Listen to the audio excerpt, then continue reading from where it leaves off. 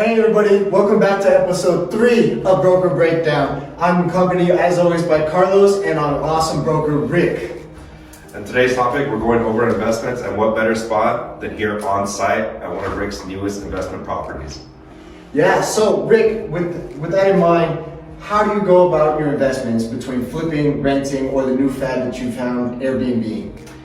For me, it really depends on time for you guys. You know, at your age, I wasn't really into flipping. I wanted to develop a good nest egg regarding profit margins. My thought process was pretty simple: reinvest the majority, if not all, of my profits on a flip back into the company itself, so that eventually I become an all-cash buyer. I love the idea of being able to control my capital and be able to buy property and then refinance if I wanted to. On the back end, some people have this preference of, hey, leverage as much as you can. You can do that as well. It all comes down to preference, and for me, I like the idea of not being tied down to several different mortgages or several different notes. Just a different stage in my career. Now, moving forward, I'm into developing my asset portfolio. Pick a property, try to find a property that's off market. That's where, if it hits the MLS, you're probably a little bit too late in acquiring the best deals possible. And at the same time, you want to be able to cash flow. Cash flow is king. So you get a property and you're cash flowing $1,000 or $1,500 a month. You do 4 or 5 of those or 6 of those throughout the course of a year, or not a year, throughout the course of a couple of years. And before you know it, you're going to be having a little nice retirement nest egg of $5,000 to $10,000, depending on what market you're in. So that's where my focus has been, to establish long-term rental portfolios, and then eventually maybe package them up in 3, 4, 5 years whenever I'm done with that.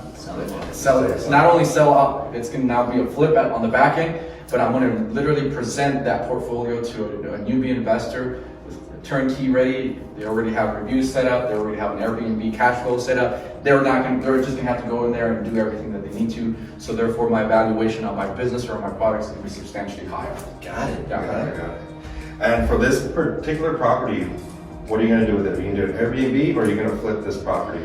Well, for sure, I'm going to do Airbnb. For those people who are looking to jump into the Airbnb space, the qualifications for me, they're pretty simple. I want to be close to a Lowe's or Home Depot hardware store, just so that my contractors could come in and out. If there's a problem, my handyman, they could easily come in and out. I also want close proximity to my office, because then my staff, the people that I need on board, can easily do that as well. So my contractors have to be close to a hardware store, and then I have to be close to that property because I'm getting older. I want to have easy access to it. And then the third thing that I look for is I want to have some charm or some character to it, because my company, as you guys know, we don't just normally put lipstick on a pig. We do an overhaul. We try to do an overhaul. I mean, we keep what is old. This property's pretty old, original hardware floors, so we're going to refinish those. But everything else we're going to gut and bring it back to life. So that's one of the reasons why. If you guys look here, we had a huge wall that was, the entryway was pretty much, this was the entryway into the kitchen, right? So it was very closed off. It was like having 2 different homes. So easily what we did is we put a supporting beam structure, reinforce that, open it up, create this home's not big at all, but it doesn't feel like it's a small 2-bedroom, 1-bath. You walk in and it feels open. It's going to look really nice when we're all done. Cannot wait to see the finished product, guys. Stay tuned for the next episode, Broker Breakdown, but you heard it here first, investments. You guys have a good one.